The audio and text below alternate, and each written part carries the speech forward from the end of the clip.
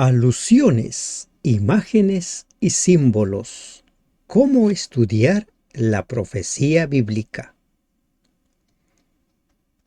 La Biblia no es solo un libro de bellas historias escrito para nuestro entretenimiento. Tampoco es simplemente un libro de edificación espiritual y moral. Lo que hace única a la Biblia es su mensaje de esperanza. Dios salvará al mundo al final de los tiempos.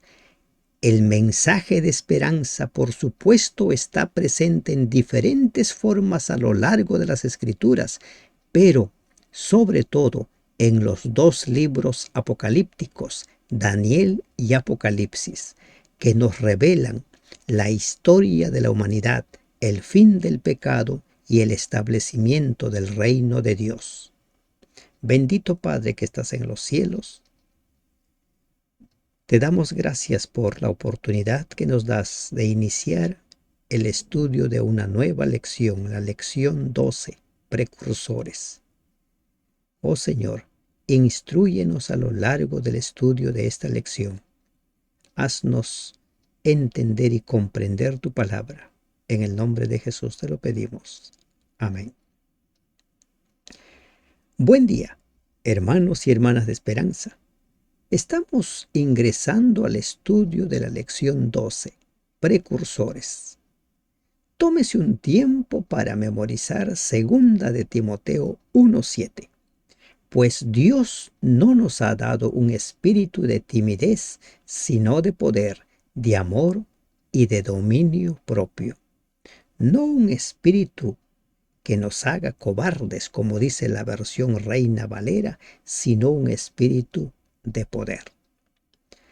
El objetivo del estudio de nuestra lección es comprender que, aunque los eventos de los últimos días serán difíciles para quienes decidan permanecer fieles a Dios, debemos verlos con esperanza, no con temor. Apocalipsis relata proféticamente los acontecimientos que sucederán en el tiempo del fin. Estos acontecimientos incluyen momentos de persecución e incluso de muerte para aquellos que decidan adorar a Dios en lugar de adorar a la imagen de la bestia. En la experiencia de los 3 hebreos, en la muerte de Jacobo, en la liberación de Pedro o en la persecución que Jesús sufrió a causa del sábado, vemos precursores de los eventos finales.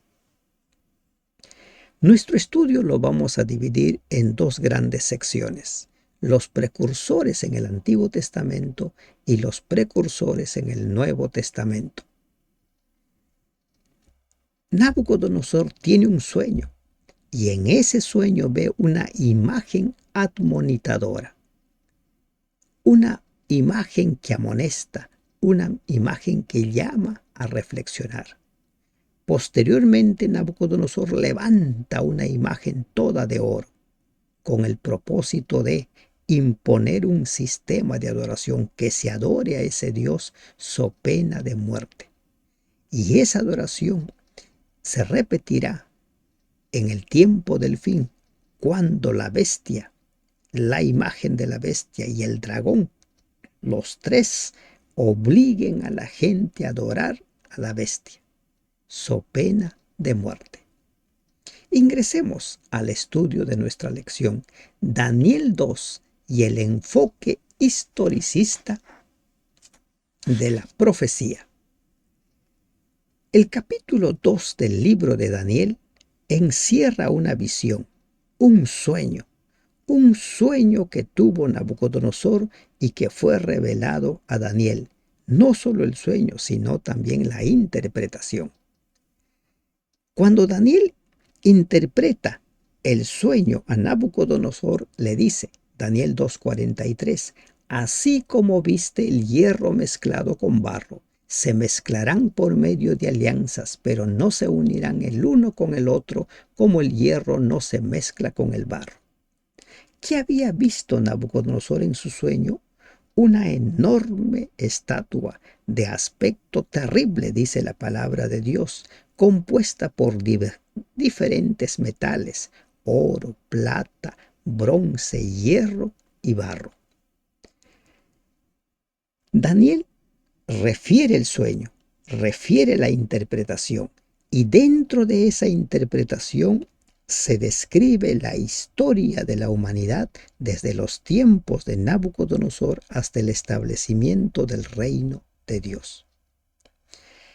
Es este capítulo principalmente el que nos da pie para tomar como enfoque de interpretación profética el enfoque historicista. ¿En qué consiste el enfoque historicista? En afirmar que las profecías reveladas por Dios se van cumpliendo a lo largo del tiempo, a lo largo de cómo la historia lo va registrando. La interpretación de la imagen soñada por el rey Nabucodonosor registrada en Daniel 2 sienta las bases de la interpretación bíblica. ¿Y en qué consiste esa base? En entender que es una línea profética la que sigue el cumplimiento de las profecías. Y cuando vemos nosotros Mateo 24, también encontramos cómo Jesús apela al enfoque historicista. Por ejemplo, se anuncia que Babilonia será un imperio rico, pero pasajero. También se anuncia cómo serían las naciones del fin, mezcladas por medio de alianzas, pero sin llegar a unirse, como dice Daniel 2:43. Un poco de historia acerca del intento de unir la parte de Europa. La reina Victoria de Inglaterra, que reinó de 1837 a 1901, está considerada la abuela de Europa por haber casado a sus 9 hijos y a 26 de sus 42 nietos con otros miembros de la realeza o de la nobleza europeas. ¿Con qué finalidad? Con la finalidad de unir todo el continente. En 1962, la hija del rey Pablo de Grecia, Sofía, contrajo matrimonio con el rey de España, Juan Carlos I. Además es sobrina del duque de Edimburgo.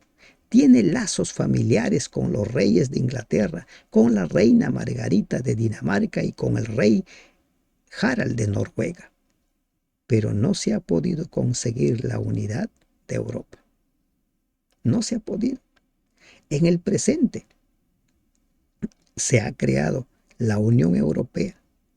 Se supone que tiene una política común, pero no ha logrado la unidad de ese país, de ese continente.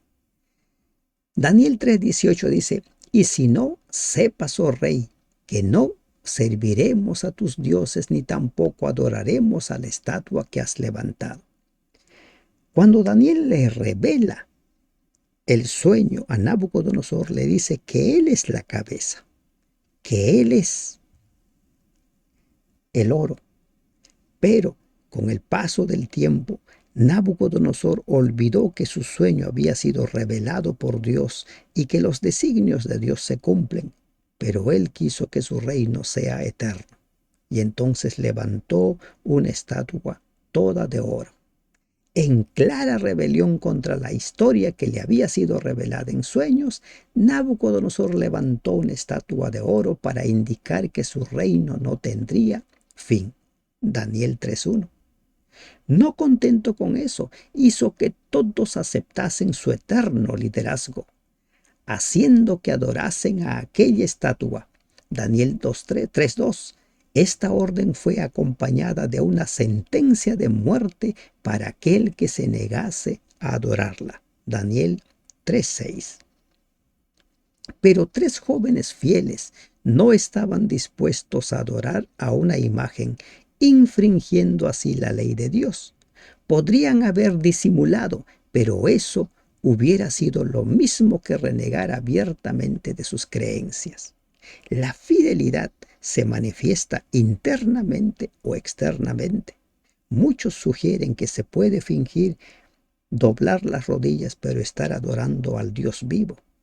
La fidelidad implica no solamente formas, sino también esencia.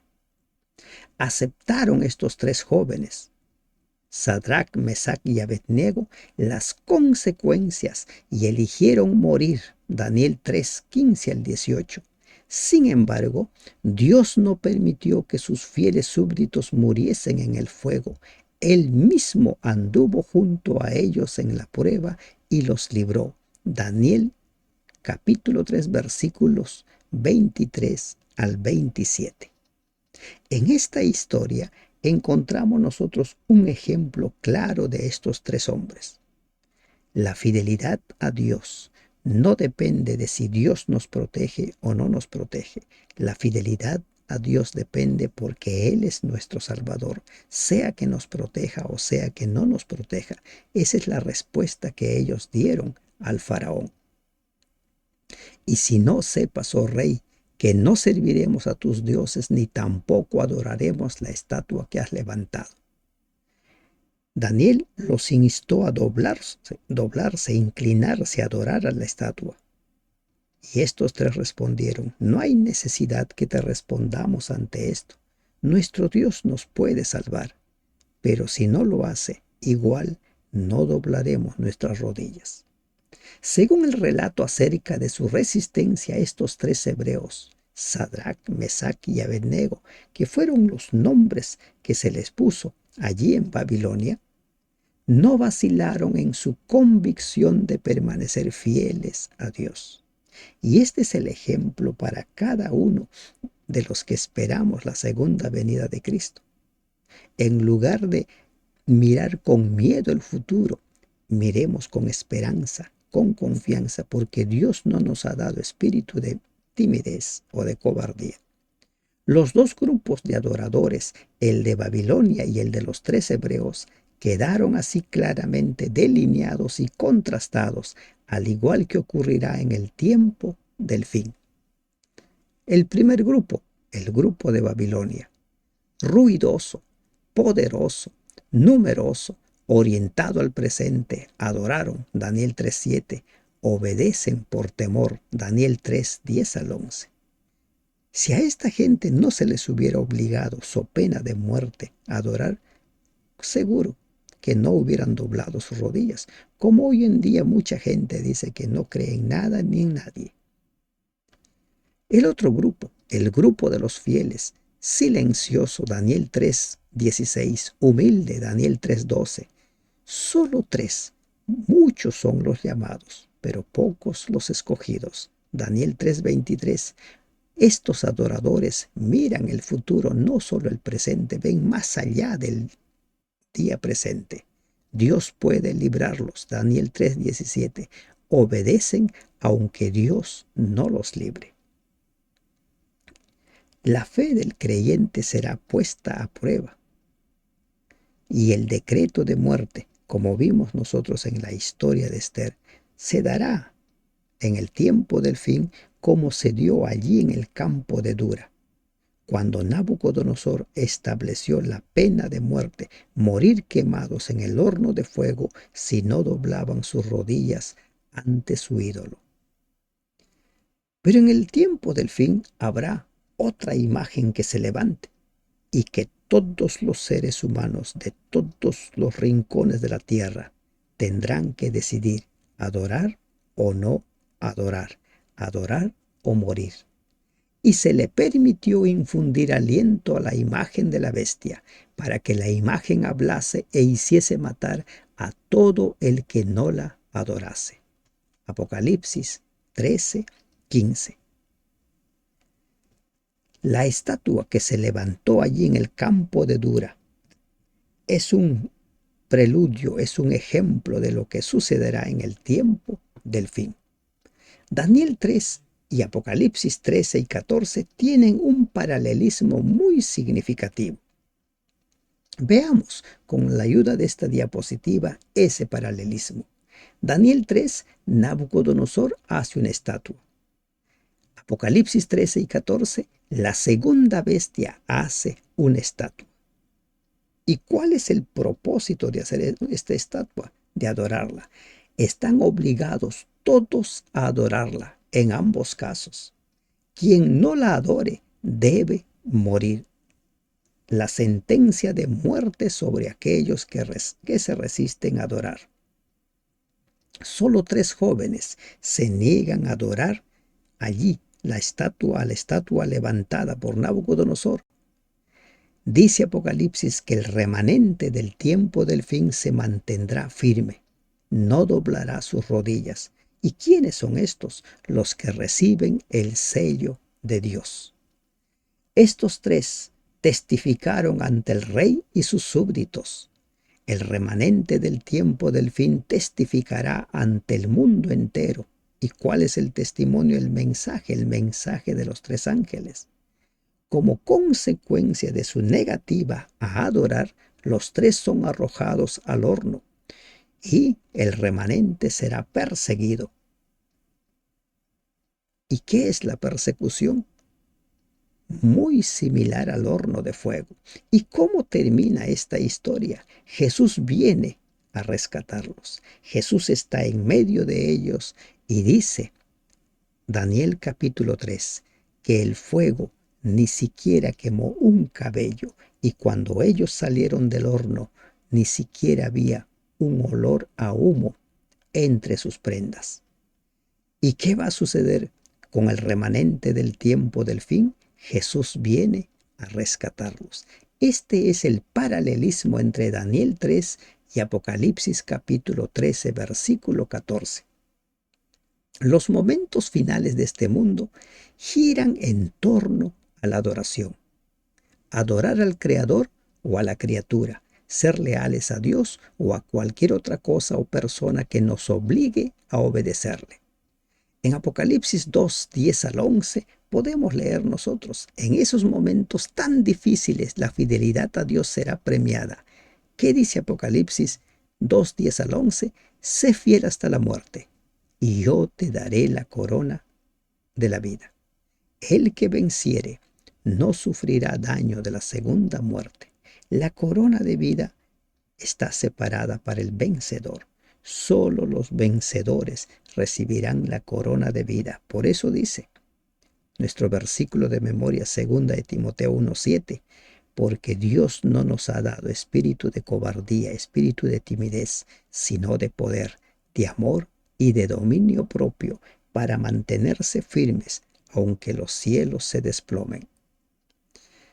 Pero también a principios de la iglesia se dio la persecución. La historia del pueblo de Dios es una historia de fidelidad y persecución, y lamentablemente también de muchos casos de apostasía. Hechos 12:1 nos dice, en aquel mismo tiempo el rey Herodes echó mano a algunos de la iglesia para maltratarles. Entre aquellos a quienes echó mano estuvo Santiago, el hermano de Juan. La persecución del tiempo final no es nada nuevo para la iglesia, nada más nacer. Al nacer hubo 2 naciones que la persiguieron, los judíos y los romanos. El rey Herodes quiso agradar a los judíos y mandó matar al apóstol Jacobo, Hechos 12, 1 al 2. Viendo que su plan resultaba grato, agradable para el pueblo, porque todos estaban contentos con la muerte de Jacobo, apresó a Pedro para ejecutarlo, como dice los versículos 3 y 4 de Hechos. Pero ¿qué sucede? Ante esa crisis la iglesia oraba sin cesar, Hechos 12:5. La oración no fue respondida de inmediato. Pedro fue salvado solo unas horas antes de su ejecución, Hechos 12:6. Lo curioso es que Pedro no estaba preocupado, sino que dormía profundamente. Esa es la consecuencia de tener la esperanza clara, de saber que la muerte no es el fin de todo, de saber que Dios tiene la solución al problema de la muerte. Pedro dormía profundamente y el ángel va a despertarlo. En el tiempo del fin Dios permitirá que algunos pocos mueran como Jacobo y los más serán resguardados como Pedro. Los ángeles nos protegerán y sustentarán. Jesús no solo nos pide una cosa, Jesús solo nos pide una cosa. No importa si permito que mueras o que vivas hasta que yo venga, solo sígueme hasta el final. Juan capítulo 21, 18 al 22. ¿Puede usted abrir su Biblia y leer exactamente como dice este pasaje? Aquí está parafraseado. No importa si permito que mueras o vivas hasta que yo venga, solo sígueme hasta el final. Sé fiel hasta la muerte, dice Apocalipsis 2. Y Jesús también dijo en Mateo 24, el que persevere hasta el fin, éste será salvo. Y en el tiempo del fin, esta persecución se va a recrudecer. Los seres humanos tendrán que optar o por la marca de la bestia o por el sello de Dios. De modo que nadie pudiera comprar ni vender a menos que llevara la marca que es el nombre de la bestia o el número de ese nombre. Apocalipsis 13, 17. Se establecerá un medio para identificar quiénes son fieles a los hombres, al poder político, al poder religioso de turno y quiénes son fieles a Dios. En Apocalipsis 7 se establece el sellamiento del pueblo de Dios antes que caigan, ¿no?, las plagas, antes que caiga todos los eventos finales que pondrán en caos todo el sistema. Para distinguir entre los que adoran a la imagen y los que no, se les pone una marca. Esta marca se identifica con el nombre o el número de la bestia. Apocalipsis 13, 17. Los que se nieguen a adorarla tienen el nombre de Dios como distintivo. Si estamos en ese grupo, diremos los que nos negamos, los que seremos los que tenemos el nombre de Dios como distintivo. Es decir, unos tendrán el carácter de Jesús y otros tendrán el carácter del diablo, la marca en sus frentes, o negarán a Jesús con sus actos, la marca en sus manos. ¿Cómo se manifestará esto externamente? La invitación del primer ángel nos habla de la adoración al Creador. Esto nos lleva directamente al mandamiento de observar el sábado, Apocalipsis 14, 7, Éxodo 28 al 11 y Apocalipsis 14, 12. Para muchos, la enseñanza, la vigencia del sábado ya no es más. Para muchos, guardar el sábado es ser legalista, pero olvidan que el sábado fue establecido como un día de adoración por Dios mismo en el mismo principio de la creación. Génesis capítulo 2, versículos 1 al 3. Fue Dios quien lo santificó, fue Dios quien lo bendijo, fue Dios mismo quien reposó en ese día, y se estableció ese día porque Dios así lo quiso. No hay ningún pasaje en la Biblia que haya hecho un cambio en el día de adoración, como lo sostiene la gran mayoría de los que se precian ser cristianos. La gran mayoría sostiene que el nuevo día de adoración es el día de la resurrección de Jesús, pero tal declaración no existe. ¿Qué es lo que dice el cuarto mandamiento? Porque en 6 días hizo Jehová los cielos, la tierra y todo lo que ello, y por esa razón se establece el día del sábado como el día de adoración para adorar al Creador. El cuarto mandamiento nos habla de la adoración al Creador y no encontramos, insisto, en ningún pasaje que diga que adoremos a Dios porque Él resucitó. Esto no es nada nuevo. Una de las razones por las que los dirigentes judíos querían matar a Jesús estaba relacionada con la forma en que guardaba el sábado. Y Jesús dejó en claro, ellos habían reemplazado los mandamientos de Dios por sus leyes, por sus tradiciones. Y en el tiempo del fin se tendrá que definir, obedecer las leyes establecidas por los hombres o las leyes establecidas por Dios. ¿Qué es lo que va a determinar todo? ¿Qué es lo que va a determinar si perteneces a un grupo o a otro grupo? es a quién adoras. ¿A quién adoras? ¿Cómo adoras? Y esto está establecido en la palabra de Dios. ¿Qué hemos aprendido en esta lección? Tenemos a los precursores del Antiguo Testamento. Nabucodonosor ve una imagen en su sueño y en esa estatua horrible se describe la historia de la humanidad. Luego él levanta en el campo de Dura una imagen toda de oro, obligando a la gente a adorar. Pero hubo 3 que no adoraron. De la misma manera, en el tiempo del fin, la segunda bestia obligará a que se adore a la primera bestia.